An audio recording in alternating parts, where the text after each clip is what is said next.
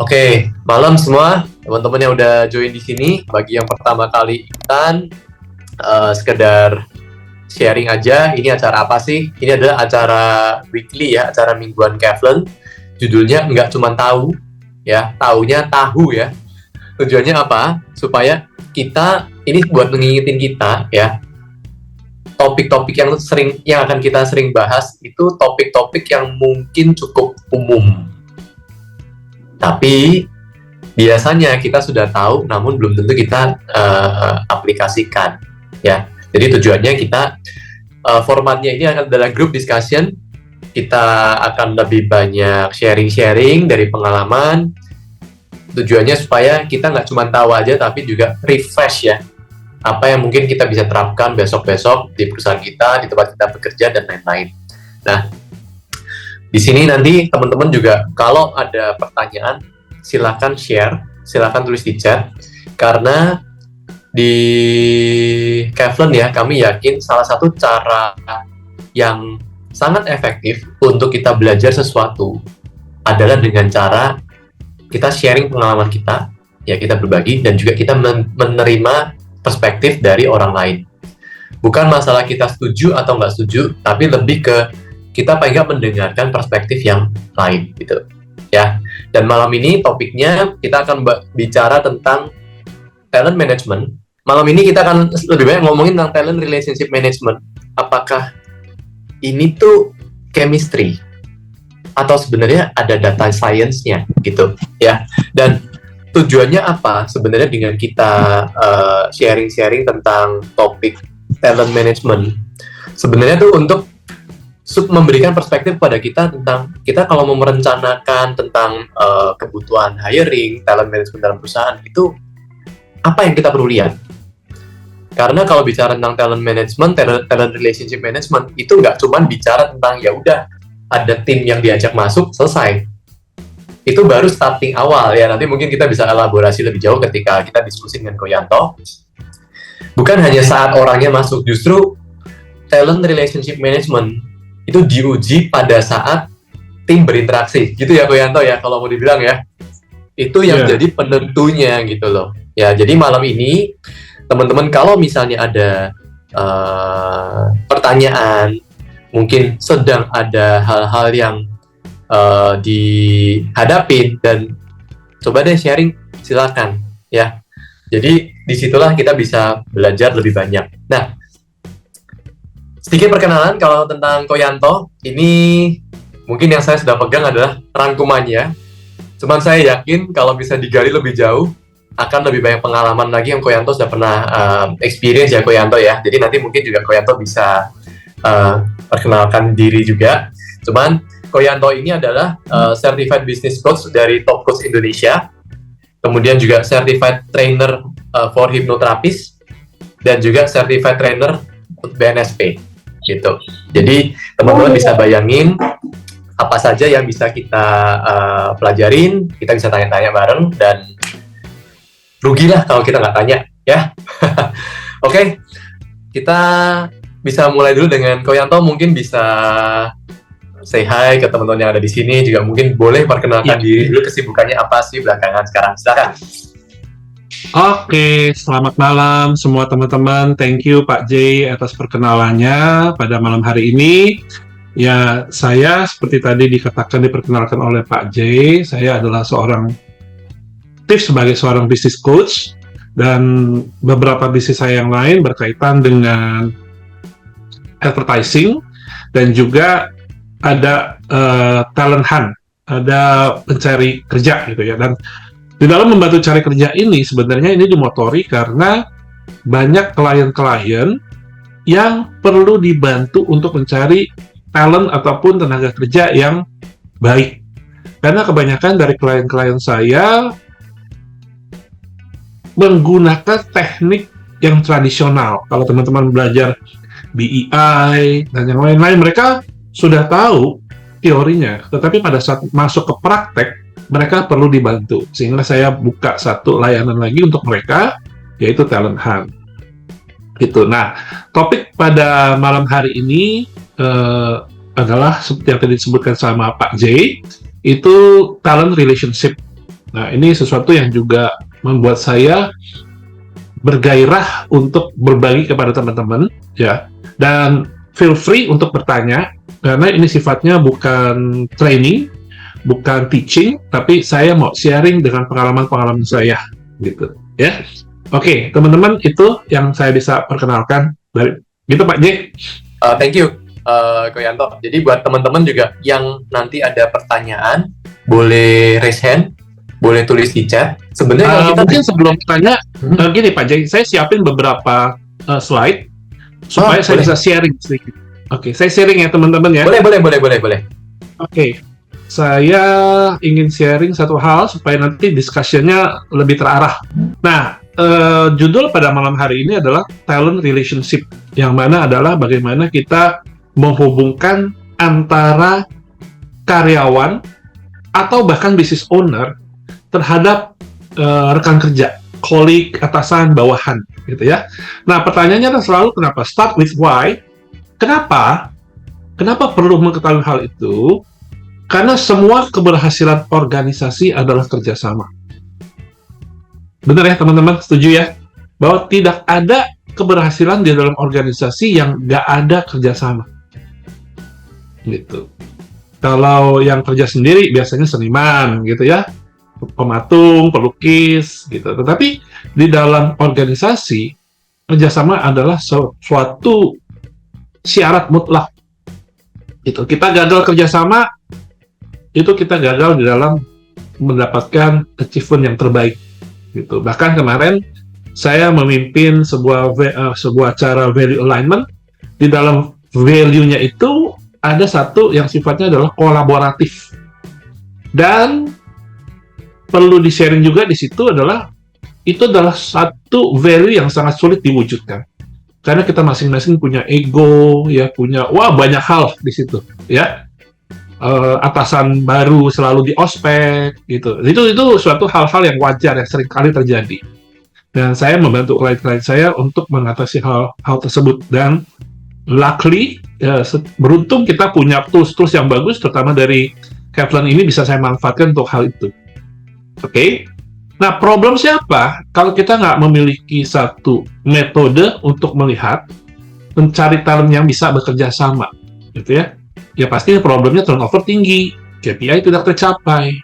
Ya, KPI sendiri adalah suatu bentuk sistem yang memaksa untuk mereka harus bekerja sama. Gitu. Tetapi alangkah baiknya kalau di dalam hati mereka sendiri kerjasama itu nikmat. Gitu. Lain ya, saya harus kerjasama karena saya memang harus mencapai ambisi mereka. Nah, sistem menjawab hal itu supaya mereka bisa bekerja sama, maka dibuatlah KPI. Nah, di dalam mindset tersebut, kita juga harus berpikir perbedaan itu harus saling melengkapi. Lalu kalau dia bertentangan, kalau kita bisa melihat bertentangan itu dari sisi Kaplan, nanti kita lihat, misalnya dia strategis, gitu ya, strategis atau enggak. Dan itu merupakan suatu wujud bagaimana mereka merespons secara berbeda dari setiap rangsangan yang datang, gitu. Ya, dengan skor-skor yang kita sudah dapatkan dari Kaplan, kita bisa tahu, orang ini kalau kena respon ini pasti berbeda caranya, kalau berbeda jauh, gitu. Ya, makanya kita lihat nanti sebagai relationship-nya. Lalu kalau kita tahu mengenai sifat-sifat mereka, maka kita bisa mewaspadai potensi konflik sebelum konflik itu datang, gitu. Ya, nah ini beberapa pemikiran. Lalu yang kemudian ini adalah satu slide yang pernah saya share di beberapa malam yang lalu, yang mungkin bulan lalu. Ini pertanyaan dari salah satu klien saya, dan Pak J juga kenal, gitu ya. Dia bertanya bahwa, Coach, ini anak buah saya, karakternya kalau di tes Cleveland bagus, talentnya bagus, soft skill-nya bagus, ya. Lalu hard skill-nya bagus. Tapi, ininya rendah, prestasi kerjanya. Itu membingungkan buat dia. Tapi saya katakan bahwa ada di sini ada namanya kondisi dan motivasi. Nah, jadi jangan lupa teman-teman. Di Kaplan juga ada satu bagian yang memotret motivasi kita. Gitu. Nah, itu juga dipakai. Dan kondisi ini bisa terdiri dari value, kondisi praktis, dan juga bisa dari bagaimana sang atasan melakukan treatment kepada bawahan. Ada salah satu klien saya juga di Surabaya, itu turnover-nya sangat tinggi karena memang owner-nya, jadi tim mereka itu setelah saya ajak ngobrol, ternyata memang yang harus di coaching adalah nomor satu adalah pimpinannya dulu, gitu. Ya, jadi bagaimana dia bisa treat people, bagaimana bisa membuat orang termotivasi, bisa merasa kita dihargai, itu kan adalah suatu bentuk karakter dan leadership yang harus kita bentuk, gitu. Jadi jangan heran teman-teman kalau mendapati karakternya bagus, talentnya bagus, soft skill-nya bagus, hard skill-nya juga bagus, tapi performance-nya rendah. Ya, bisa saja dari motivasi ataupun kondisinya, gitu. Nah, saya juga melihat bagaimana bahwa di dalam manajemen itu ada dibagi ya, kalau saya lihat ada kontrol, ada strategik, ada pelaksanaan, ada relasi di dalam laporan kompetensinya. Tapi saya selalu mengkombinasikan tiga hal ini. Kompetensi ini dibagi kontrol, strategik, pelaksanaan, dan relasi. Lalu di belakangnya ada destruktif, lalu ada motivasi. Kalau teman-teman perhatikan laporannya Kevlin seperti itu. Betul. Ya, tetapi kita juga nggak akan bisa melakukan satu analisa dari Kevlin tanpa kita memiliki yang namanya kamus kompetensi. Ya, job test-nya harus jelas, kamus kompetensinya harus jelas, maka Kevlin yang sebagai tools baru bisa menjalankan fungsinya dengan sangat baik. Gitu. Kalau kita tahu hanya Kevlin-nya saja, maka kita juga nggak lengkap di dalam melakukan pengarahan-pengarahan di dalam ketenaga kerjaan kita, gitu. Dan kalau tanya apakah chemistry atau science, ya kita teman-teman sudah tahu lah ya, karena di belakang Kevlin ini pasti ada science-nya, ada scoring-nya. Segala sesuatu perasaan kita bahkan bisa di scoring, gitu ya. Bahkan awareness aja, ini saya share sedikit, awareness aja tuh ada yang scoring nih. Ini dari bukunya si Power versus Force, ya. Nah, ini dia tuh scoring tuh. Awareness saja di scoring sama dia. Dan saya juga melihat scoringnya Kevlin nggak main-main gitu ya. Dia punya itu cukup detail perbandingan scoring-scoringnya. Oke, teman-teman seperti itu. Nah, ini adalah contohnya bagaimana saya membandingkan antara ini atasan, ini bawahan. Nah, di sini biasanya saya membandingkan mana yang dia punya perbedaannya paling besar. Gitu. Biasanya kalau perbedaannya besar, maka dia akan merespon secara berbeda, sangat berbeda kalau perbedaannya besar.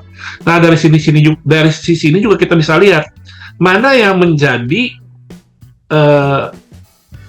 sumber yang paling signifikan, mana sifat-sifat signifikan, gitu. Jadi teman-teman kalau ini ya teman-teman bisa bandingin dari sifat-sifatnya ini, dan ini adalah driving force and control-nya. Dia sebagai eksekutor sama-sama ya, ini suami istri sebenarnya.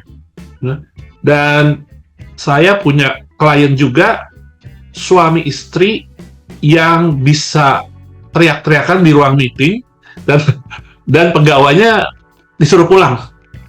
Jadi ada klien-klien saya yang juga bisa semacam itu, dan saya bilang ini harus diberesin, dan beresinnya juga saya pakai Kevlin. Ya kalau mau sederhana saya pakai MBTI, tapi kalau untuk lebih dalamnya saya pakai Kevlin. Gitu. Nah, ini juga adalah yang saya potret adalah sang suami ini egocentricity-nya tinggi, tapi sang istri memang sama sekali nggak ada toksiknya. Memang si istrinya very nice. Gitu ya, dan ini bisa meredam sang suami gitu. Cuman memang perlu dikasih tahu bagaimana teknik praktisnya di dalam menjawab egosentriknya sang suami ya. Kalau teman-teman lihat ini sudah pernah saya sampaikan bahwa kalau membaca destructive destructive behaviors, maka kalau dia merah, buat saya artinya nggak usah dites, udah berasa gitu. Jadi yang harus diwaspadai justru adalah yang kuning, karena ini kuning sangat sekali terjadi tapi nggak kelihatan gitu. Buat saya ini Pak J, yang saya lihat, yang selama ini saya pakai seperti itu. Dan kalau hijau mungkin bisa keluar pada saat tekanannya gitu ya. Tapi kalau yang kuning artinya bukan tekanan, ada kesempatan dia keluar. Ada tekanan dia keluar gitu. Tapi kalau yang hijau, kalau tekanannya besar dia keluar. Jadi di dalam diri kita kan pasti destructive behavior ini pasti ada gitu. Cuman keluar apa enggak gitu. Ya.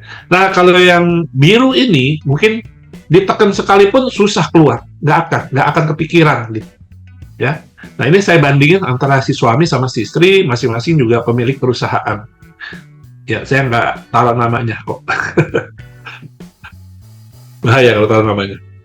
Karena ini real case.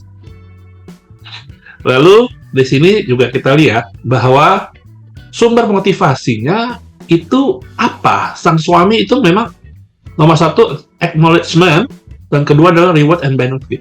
Jadi kalau reward and benefit saya terjemahannya gini, gue dapat apa? Gitu kan? Apa transaksi? Jadi transactional kalau reward and benefit.